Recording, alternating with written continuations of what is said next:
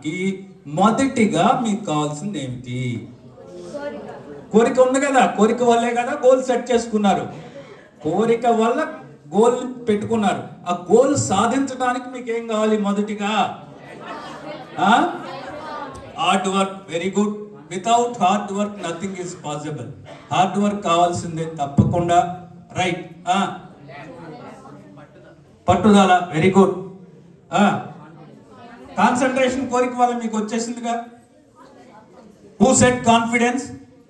అక్కడ ఎవరో చెప్పారు. ఎవరు కాన్ఫిడెన్స్ అని చెప్పారు? ఎవర్రా? ఇక్కడ నువ్వు చెప్పింది. Yeah, give him big hand. అక్కడ ఎవరు చెప్పారు? నిలబడు. What is a class? 7. So what do you want to become in the life? పెద్ద అయిన తర్వాత ఏమవ్వాలనుకుంటున్నావు? Railway employee. ఎందుకు? అంటే ఇప్పుడు రిటైర్డ్ అయ్యామంటే మనం పని చేయలేం కదా సార్, అందుకని పెంచడం అట్లాగా. Okay okay. అంటే నేను రిటైర్, నాకు 65 సంవత్సరాలు, నేను రిటైర్ అయ్యాను, పని చేయట్లేదా? కాబట్టి గుడ్. Railway employee. రైల్వేలో ఏ ఎంప్లాయ్ అవ్వాలనుకున్నావు? అది స్పష్టత లేదా? Driver. Yeah, give him big hand. Let us. Okay, అబ్బాయి చెప్పాడు. కాబట్టి మనం అనుకున్న లక్ష్యాన్ని సాధించడానికి మొట్టమొదటిగా మనకు కావాల్సింది ఏమిటి అంటే మన మీద మనకి నమ్మకం. What we call it as self confidence. Remember, listen to.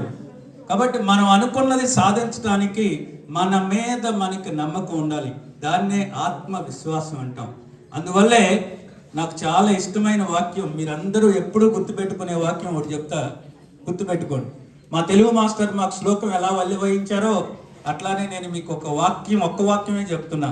ఏమిటి అంటే ఆ వాక్యం, ఆత్మవిశ్వాసం నీ ఆయుధమైతే విజయము నీ బానిస అవుతుంది. ఆత్మవిశ్వాసం నీ ఆయుధమైతే విజయము నీ బానిస అవుతుంది.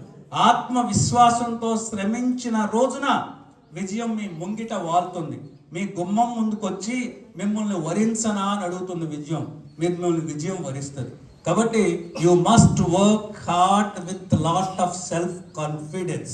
ఆ కాన్ఫిడెన్స్ తో వర్క్ చేయాలి. Yes, I feel intelligent, I am intelligent, I can do wonders, I can do miracles, I am not inferior to anybody, I am equally competent to get what I want in my life అనే నమ్మకం, అనే భావన ప్రతి నాడీ కణములో మీకు నిక్షిప్తమై ఉన్న రోజున మాత్రమే విజయం సాధ్యపడుతుంది. Always believe that you are intelligent. Always believe that you can produce wonders. Always believe that you can get what you want in your life. Always believe that you are unique person. Always believe that you are not inferior to anybody. Always believe that you can get what you want in your life. అనే భావన. నేను ఎవరికంటే తీసిపోను. నాలో అద్భుతమైన శక్తియుక్తులు ఉన్నాయి, అపారమైన తెలివితేటలు ఉన్నాయి, విశేషమైన ప్రజ్ఞా పాఠవాలు ఉన్నాయి. నేనేమైతే అనుకున్నానో అది సాధించగలిగే సత్తా, అది సాధించగలిగే ధైర్యం, అది సాధించగలిగిన శక్తి నాలో ఉన్నాయి అనేటువంటి నమ్మకం, అనేటువంటి భావన ప్రతి నాడీ కణములో నిక్షిప్తమై, ప్రతి నాడీ కణములో స్టోర్ అయి ఉన్నప్పుడు మాత్రమే మీరు సాధించగలరు. కాబట్టి the first and foremost thing you need is having a belief in your capabilities. ఒక మనిషి తన మీద తనకి నమ్మకం ఏర్పడిన తర్వాత అద్భుతాలు సృష్టించుతాడు అన్నదానికి అప్పటికి ఇప్పటికీ ఎప్పటికీ సజీవంగా నిలిచిన ఉదాహరణ ఎవరు అంటే, ఒక ఉదాహరణ చెప్తా వినండి. మీ అందరికంటే భేదవాడు పాపం ఆయన, మీ అందరికంటే భేదవాడు. చిన్నప్పుడే మీ అందరికంటే దురదృష్టవంతుడు. చిన్నప్పుడే తండ్రి చనిపోయాడు. మెట్రికులేషన్ 2 సార్లు తప్పాడు.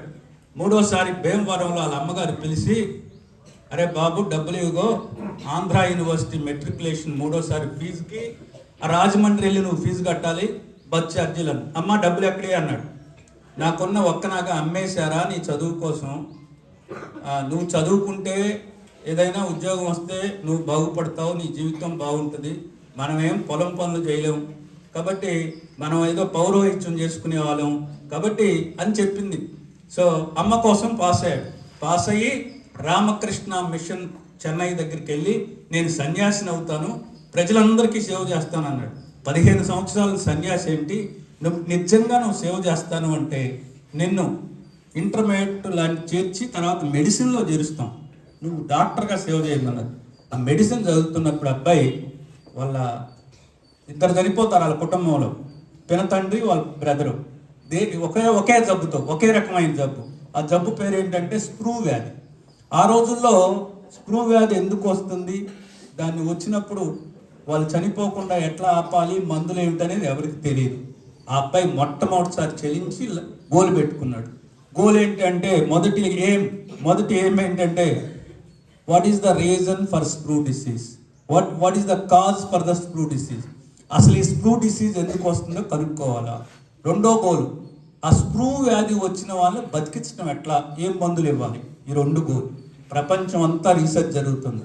నేను కనుక్కోగలను, నాకు ఆ తెలివితేటలు ఉన్నాయి, నాకు ఆ సత్తా ఉంది, నాకు ఆ మెడికల్ నాలెడ్జ్ ఉంది, నేను ప్రయోగం చేసి కనుక్కోగలను, పరిశోధన చేసి కనుక్కోగలని తన మీద తనకు నమ్మకం ఏర్పరచుకున్నాడు. కనుక్కున్నాడు, మనం తీసుకునే ఆహారంలో బి కాంప్లెక్స్ గ్రూప్కు చెందిన పోలిక్ ఆమ్లము అనే విటమిన్ లేకపోవటం వల్ల వ్యాధి వస్తుంది, ఆ పోలిక్ ఆమ్లం తీసుకుంటే ఆ వ్యాధి నివారించవచ్చు అని కొన్ని వేల మరణాలు ఆపాడు. ఇది కనుక్కున్నప్పుడు తర్వాత అమెరికా వెళ్ళాడు. అమెరికాలో ఆ రోజుల్లో ప్లేగు వ్యాధి అని ప్రబలంగా ఉంది. పార్చురెల్లా పెస్టిస్ అనే సూక్ష్మజీవి వల్ల ప్లేగు వ్యాధి వస్తుంది. ఆ ప్లేగు వ్యాధిని నివారించే యాంటీబయాటిక్ ఆ రోజుల్లో లేదు, చాలామంది చనిపోతూ ఉండేవారు. టెట్రాసైక్లిన్ ఆరోమైసిన్ యాంటీబయాటిక్స్ కనుక్కొని ఆ ప్లేగు వ్యాధిని నివారించి కొన్ని వేల ప్రాణాలు కాపాడాడు. అంతకంటే ముఖ్యంగా మీ అందరూ తెలుసుకోవాల్సిన విషయం, మీ ఎన్ఎస్ టీచర్ చెప్పుండరు, కానీ ఇవాళ నేను చెప్తాను వినండి. అంటే మీ సిలబస్లో లేదు కాబట్టి ఆ టీచర్ చెప్పుండరు. ఏమిటి అంటే అది మీకు టీచర్ చెప్పిన విషయం ఒకటి అడుగుతానా, చెప్పండి అందరూ. 10th కానీ 9th కానీ, living cells can utilise energy in which form, living cells can utilise energy in which form, living cells ఎనర్జీని ఏ రూపంలో వాడుకుంటాయి. Yes, come on speak out.